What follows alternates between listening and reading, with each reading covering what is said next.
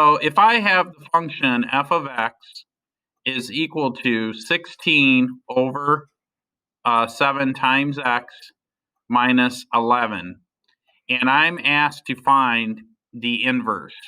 First of all, the notation for an inverse function is f raised to the -1 is a way to think of it, times x. So I'm asked to find the inverse function. Now there's a process that's pretty easy. The first thing you're going to do in this process is you switch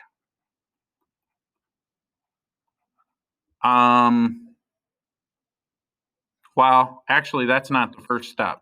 The first step is make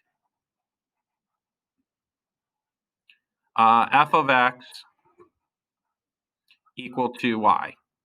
So I'm going to rewrite this as y equals 16 over 7 times x minus 11. The next step would be switch or swap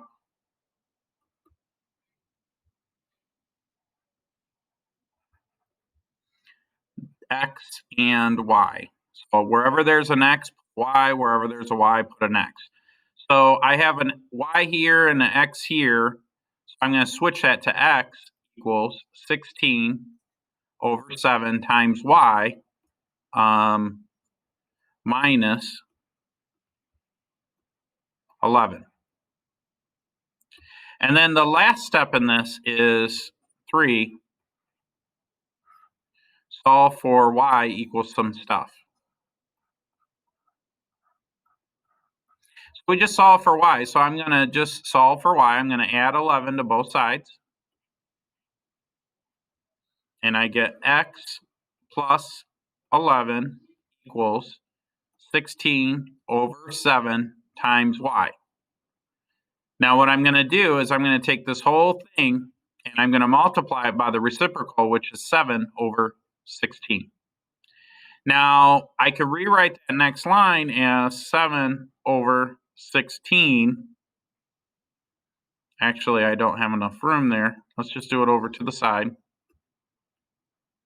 I'm going to say 7 over 16 times the quantity x plus 11.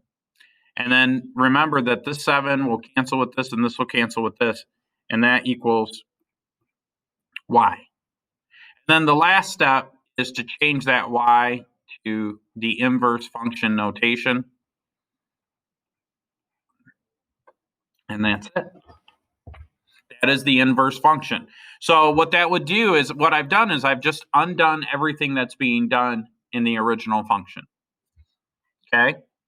Are there any questions on that?